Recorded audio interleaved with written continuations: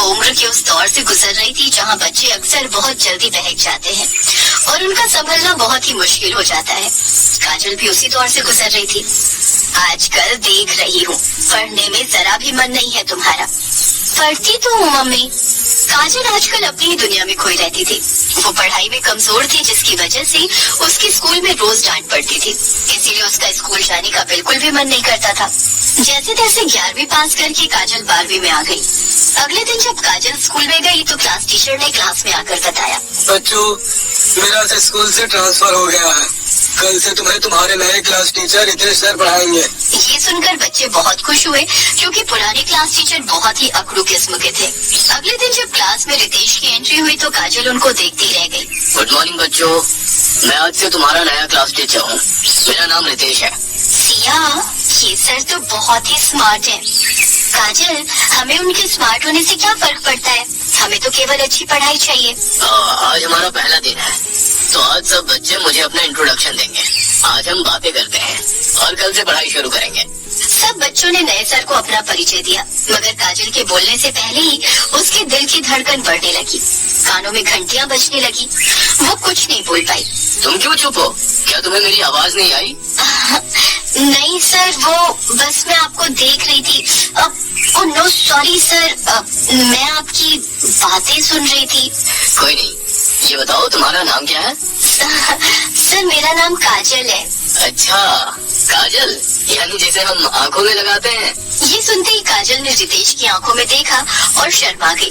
रितेश को लगा जैसे उसने कुछ गलत कह दिया हो। उस दिन काजल घर तो आ गई मगर उसका मन अभी भी रितेश की आंखों में खोया हुआ था। रात भर वो रितेश के ख्यालों में खोई रही और सुबह समय से पहले ही स्कूल के लिए तैयार हो गई। अरे वाह, आज क्या बात है, आज तो काजल समय से पहले ही स्कूल के लिए तैयार हो गई। लगता है मेरी डांट का असर हो गया है। अब मैं मम्मी को क्या बताऊं कि मुझ पर उनका नहीं बल्कि रितेश सर का असर हो गया है। उनका चेहरा आंखों के सामने से हट ही नहीं रहा, मुझे हर जगह वही नजर आ रहा है। कुछ कहा काजल? नहीं मम्मी, अब मैं स्कूल टाइम से जाया करूंगी। ये कहकर वो जल्दी से स्कूल चली गई।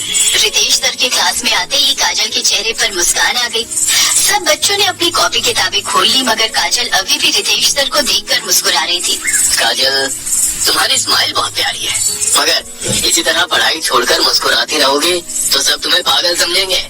इसलिए किताब खोलो और जो पढ़ा रहा हूँ उसे समझने की कोशिश करो। काजल ने जल्दी से किताब खोली और पढ़ने लगी मगर इस समय उसे कुछ समझ नहीं आया। कुछ आया समझ में बच्चों? अच्छा बताओ काजल, कि इस चैप्टर में तुम्हें क्या समझ आया? काजल आराम से बैठी रितेश को देख रही थी। काजल, कई दिनों से देख रहा हूँ कि तुम्हारा ध्यान पढ़ाई में नहीं बल्कि कहीं और ज्यादा रहता है। कल से अगर ऐसा हुआ तो तुम्हें क्लास से बाहर कर दूंगा। सॉरी सर, कल से मैं आपका ध्यान रखूंगी। हे भगवान, इस लड़की का क्या होगा? अरे मेरा ध्यान नहीं काजल, पढ़ाई का ध्यान रखने के लिए कहा है मैंने। वो मन ही मन रितेश को प्यार करने लगी थी इसलिए उसका खुद पर ही काबू नहीं था। कुछ दिनों तक ऐसे ही चलता रहा। एक दिन, काजल बहुत हो चुका, तुम्हारी जैसी नालायक लड़की मैंने आज तक नहीं देखी। ना जाने किस ख्यालों में खोई रहती हो। अगर तुम्हारा यही हाल रहा तो मैं तुम्हें अपने क्लास से बाहर निकाल दूंगा। आज काजल को बहुत बुरा लगा, उसकी आंखें भर आईं। जिसे वो दिलो जान से प्यार करती है वही उसे नहीं समझता, लेकिन वो उसकी मन की बात जानता कहाँ है। मन किया कि वो रितेश से अपने मन की बात कह दे मगर कैसे। उस दिन छुट्टी होने पर रितेश सर और सब बच्चे क्लास से निकल गए मगर रितेश सर ने मुड़कर देखा कि काजल अभी भी क्लास में बैठी हुई है।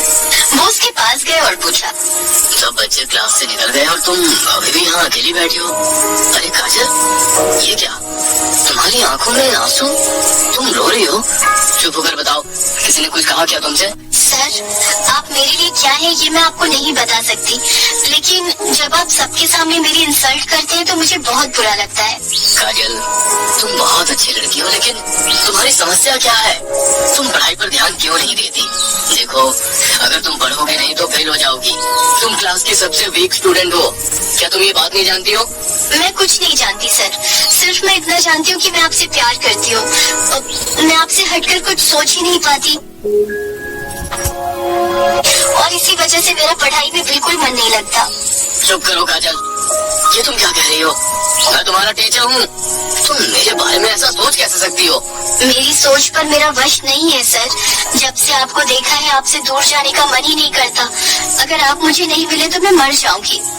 रितेश जानता था कि ये प्यार नहीं केवल एक आकर्षण है जो इस उम्र में बच्चों को अक्सर हो जाता है, लेकिन इस समय काजल को समझाना बहुत जरूरी था। सर, मैं आपके साथ जिंदगी गुजारना चाहती हूँ।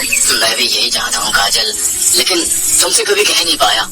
मगर एक दिक्कत है, मेरे घर वालों को एक पढ़ी लिखी ग्रेजुएट लड़की चाहिए और तुम तो शायद 12वीं में ही पास ना हो पाओ। सर, मैं आपको 12वीं में अच्छे नंबरों से पास होकर दिखाऊंगी। मुझे तुमसे यही उम्मीद थी। तुम अब मन लगाकर पढ़ो, मैं हमेशा तुम्हारा रहूंगा। काजल को खुशी देकर रितेश की चिंता बढ़ गई। वो काजल को दुखी नहीं करना चाहता था। अगर वो उसे मना करता या डांटता तो उसका मन पढ़ाई से हट जाता, इसलिए उसका ध्यान पढ़ाई में लगाने के लिए ये प्यार का नाटक करना जरूरी था। काजल ने दिन रात पढ़ना शुरू कर दिया। अब उसका पूरा ध्यान पढ़ाई पर था। रितेश भी पढ़ाई में किसी तरह की समस्या होने पर उसकी मदद करता रहता। कुछ दिनों बाद 12वीं की परीक्षा हो गई। नतीजे का दिन आ गया। हमारे स्कूल की होनहार छात्रा काजल ने स्कूल ही नहीं बल्कि पूरे जिले में 12वीं में टॉप किया है। इसके लिए काजल ही नहीं बल्कि उसके क्लास टीचर रितेश सर भी बधाई के हकदार हैं। उनके लिए जोरदार तालियां। पूरा हॉल तालियों से गूंज उठा। काजल को पास होने से ज्यादा खुशी ये थी कि अब रितेश सर के घर वाले उसे खुशी खुशी अपना लेंगे। मैं चाहता हूँ कि रितेश सर आप अपने हाथों से काजल को ट्रॉफी देकर उसका सम्मान करें। आदरणीय प्रिंसिपल जी, मैं काजल को ये सम्मान अपनी पत्नी के हाथों से दिलवाना चाहता हूँ। जब काजल का ध्यान पढ़ाई में नहीं था, तब मेरी पत्नी ने ही काजल को राह दिखाने की बात मुझे समझाई, जिसकी वजह से आज काजल ने टॉप किया है। ये सुनकर काजल दंग रह गई।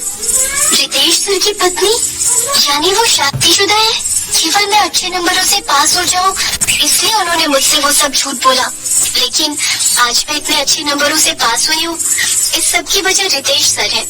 मैं कितनी पागल थी जो इतनी बड़ी गलती कर बैठी। काजल रितेश सर के सामने बहुत शर्मिंदा हुई। सर, मुझे माफ कर देना। मैं बचपने में ना जाने आपसे क्या कुछ कह गई। मेरी आंखों से प्यार का चश्मा उतर गया है। अब मैं आगे मन लगाकर पढ़ाई करूंगी, जिससे आपका नाम रोशन हो सके। तुम खूब पढ़ो लिखो और खूब नाम कमाओ। इस तरह काजल का क्लास टीचर से प्यार का किस्सा वहीं खत्म हो गया। दोस्तों, आपको हमारी आज की कहानी अच्छी लगी तो वीडियो को लाइक करें और हमारे चैनल टून्स बाय नूतन को सब्सक्राइब करें।